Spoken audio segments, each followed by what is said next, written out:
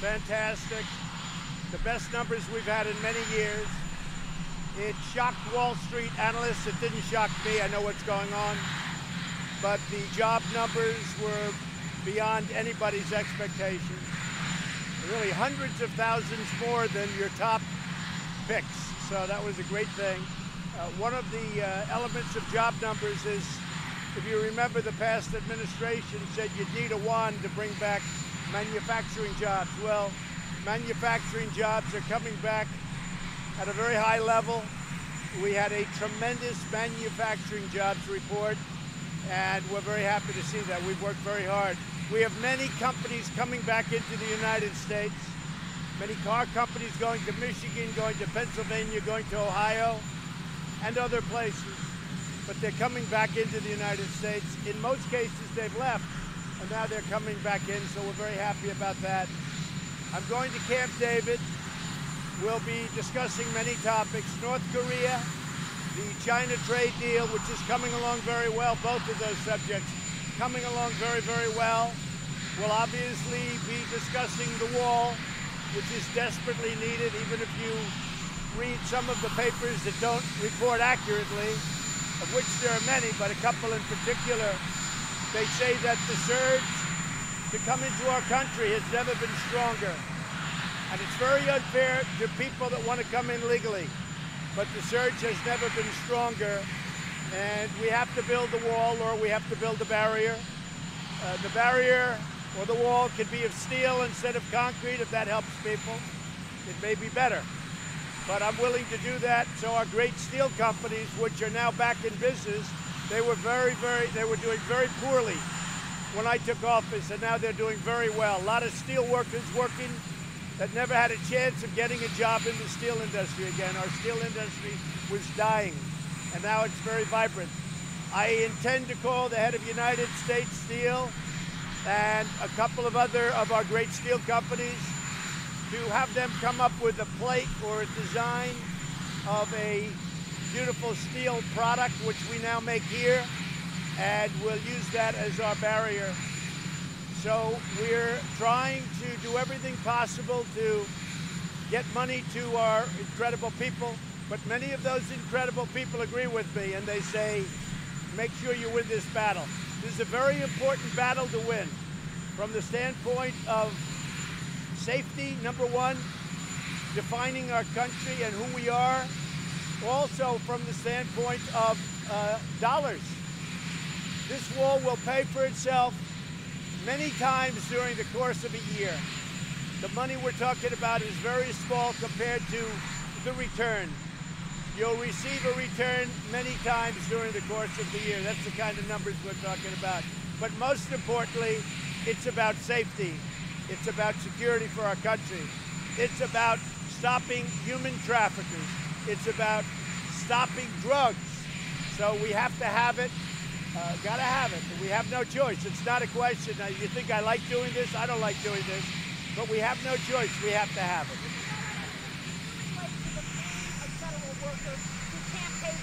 I can relate, and I'm sure that the people that are on the receiving end will make adjustment. They always do, and they'll make adjustment. People understand exactly what's going on. But many of those people that won't be receiving a paycheck, many of those people agree 100% with what I'm doing. And I will tell you, I just saw a poll, 75%, it was on Fox, but I just saw a poll, 75% that immigration is so important. And it is. It's a very big issue. I can't hear you. Do you think you can declare a national emergency? What is the point of having a shutdown? I may declare a national emergency dependent on what's going to happen over the next few days. We have a meeting, Vice President Pence and a group will be going to a certain location that you know where that is, and they'll be having another meeting. I don't expect to have anything happen at that meeting, but I think we'll have, nor does the Vice President, but I think we're going to have some very serious talks come Monday, Tuesday, Wednesday. We have to have border security. If we don't have border security, we're going to be crime-ridden, and it's going to get worse and worse.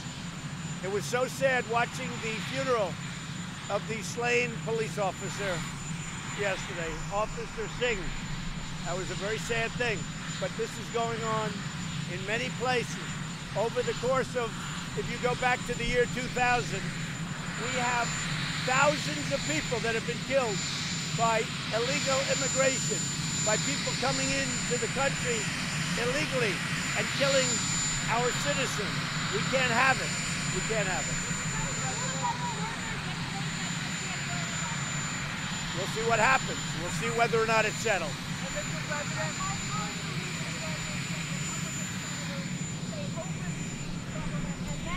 I will say this. I have tremendous support within the Republican Party. If you look at Congress, you saw, with all of the numbers, you saw just a very small group of people voting, and it wasn't really against, it was a vote to open. It wasn't against, because I think everybody agrees. Frankly, the Democrats agree that you need border security. They agree that you need a barrier. I put out a quote this morning of Barack Obama. I put out a quote this morning of Hillary Clinton in 2015. That was a few years ago. Strongly saying that you need a border to keep illegals out. And that's what you have to have. But it's not just illegal. It's criminal. It's drugs. It's the new phenomena that's been age-old, been going on for thousands of years, but it's never been worse than now because of the internet. Human trafficking, where they grab women, put tape over their mouth, come through our border, and sell them. And they go both ways, in both directions. Now, they don't go through a port of entry. That they'd be caught. But they go up where there's no wall. They make a right. They go to Mexico. Look, we better get smart. Human trafficking is a big business. It's a big deal. Dealing in children is a big deal. Children are probably the most harmed by not having the wall or its equivalent.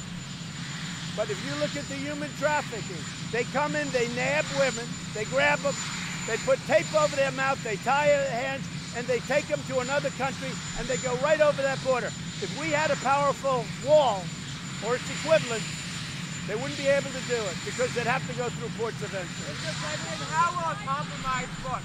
How do you envision a compromise potential state? Look, I can say this. Everybody's playing games, but I can say this. I think that the Democrats want to make a deal. I really do. I feel that. We'll call it something different. I don't think I have to. That's for this year. We'll call it, we'll call it something different. A lot of work has been done on the wall. There's been tremendous renovation. And if you look in San Diego, there's been new wall built, which doesn't get reported. I don't know why. You don't want to report it. But take a look at San Diego and other areas. We've had new wall built. But we can do much more if they give us the money to do it. But a lot of work has already been done. You know, when they say build the wall, I don't say that anymore. I say finish the wall, because we have done a lot of work. If you know, the $1.6 billion and $1.6 billion for 2 years, it had language in that really allows you to build a certain amount of wall, but mostly renovate existing walls. We've renovated a lot of walls, and they've done a very good job. You can't imagine doing like 2.5 or some figure. So we'll see what happens with DACA. DACA's right now before the United States Supreme Court. If the court does what most great legal scholars think they'll do, they won't give President Obama or President Trump the power to do what President Obama did. And if that happens, it will be a great thing for our country. You know why? Because we'll work out a deal very fast with the Democrats on DACA. We'll work out a deal very quickly with Democrats on DACA. We're waiting for the Supreme Court decision. We'll see how long the shutdown goes on. Look, this shutdown could end tomorrow, and it could also go on for a long time. It's really dependent on the Democrats. It's really depending on the Democrats.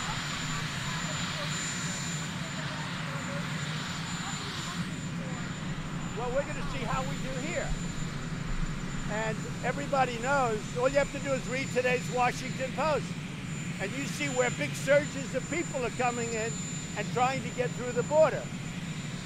some of that, a lot of that is my fault. You know why?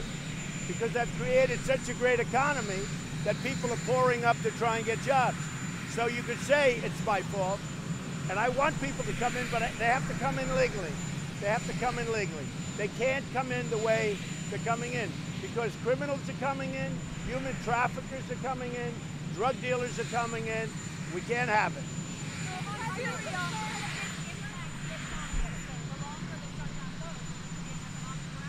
Our economy is doing so well.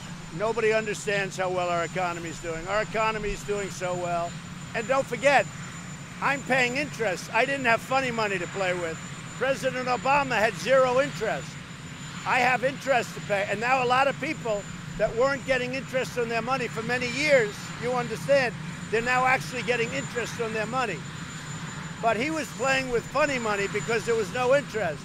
We're playing with paying interest, like in all fairness you're supposed to be doing. Mr. President, what do you expect out of the China talks on trade this week in Beijing? The China talks are going very well. I spoke to President Xi recently. I really believe they want to make a deal. The tariffs have absolutely hurt China very badly, but our country is taking in a lot of money through tariffs, a lot of money, a lot of tariffs, steel dumping tariffs and others. But I think China wants to get it resolved. Their economy's not doing well. They're down close to 38%. That's a lot.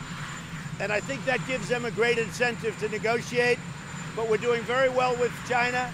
My relationship with President Xi is as good as any relationship that a president here has had with a president or leader in China. And I think good things are going to happen. Now, I say this, North Korea, we're doing very well. And again, no rockets. There's no rockets. There's no anything. We're doing very well. I've indirectly spoken to Chairman Kim, and when I came here, this country was headed to war with North Korea, and now we have a very good dialogue going. Very good. We have, with North Korea, we have a very good dialogue. I'm going to not go any further than that. I'm just going to say it's very special. And anybody else but me, you'd be in war right now. And I can tell you, the previous administration would have been in war right now if that was extended. You would right now be in a nice, big, fat war in Asia with North Korea if I wasn't elected president.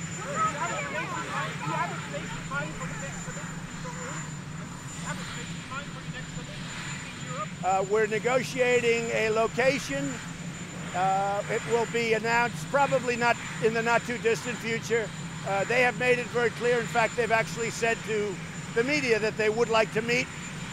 And they do want to meet, and we want to meet, and we'll see what happens. But the sanctions remain in full force and effect, and they will until we have some very positive proof.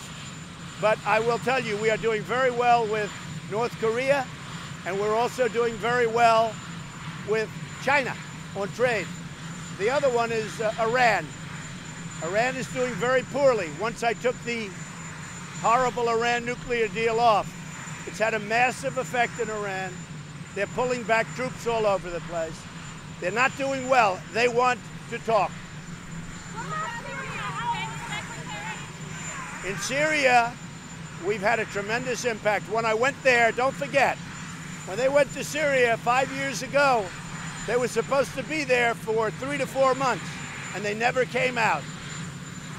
We are pulling back in Syria. We're going to be removing our troops. I never said we're doing it that quickly, but we're decimating ISIS. When I was elected president 2 years ago, ISIS was all over Syria and all over Iraq. We've wiped out ISIS in Iraq. We've wiped out ISIS, and we're doing it for 2 reasons. We're really doing it because we don't want them coming here, just so we understand. But we're doing it for a number of reasons. Now, we're helping other countries when we do that too. You have to remember, Iran hates ISIS more than we do, if that's possible. Russia hates ISIS more than we do. Turkey hates ISIS, maybe not as much as we do. But these are countries that hate ISIS. And they can do a little of the fighting in their neighborhood also, because we're fighting them in their neighborhood. But with that being said, we're pulling out of Syria, but we're doing it, and we won't be finally pulled out until ISIS is gone. It's going quickly.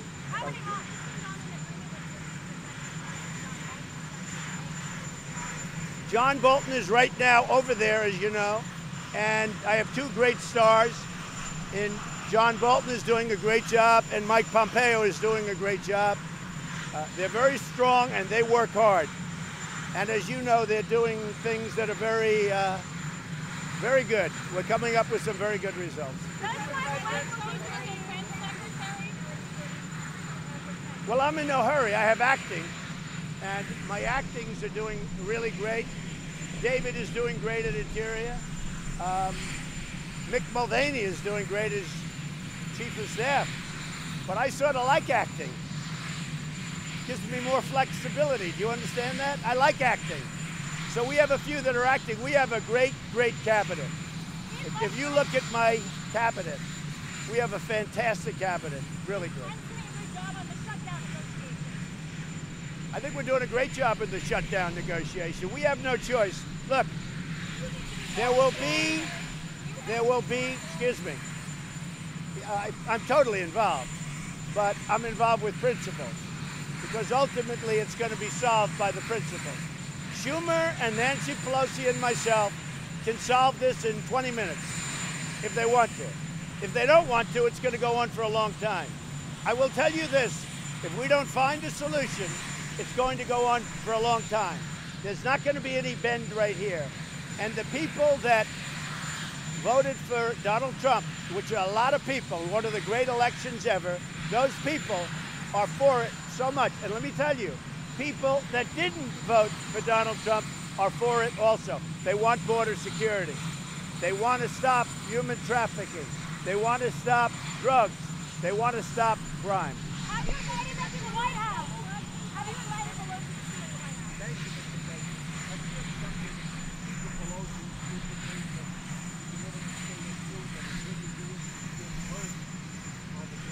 House? I will be making the State of the Union on January 29th, and I look forward to it. I look forward to it, and I look forward to speaking really before the world. We have a lot of great things to say.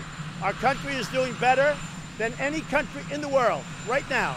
Our military is almost completely rebuilt. When I took it over, it was a mess. It was depleted.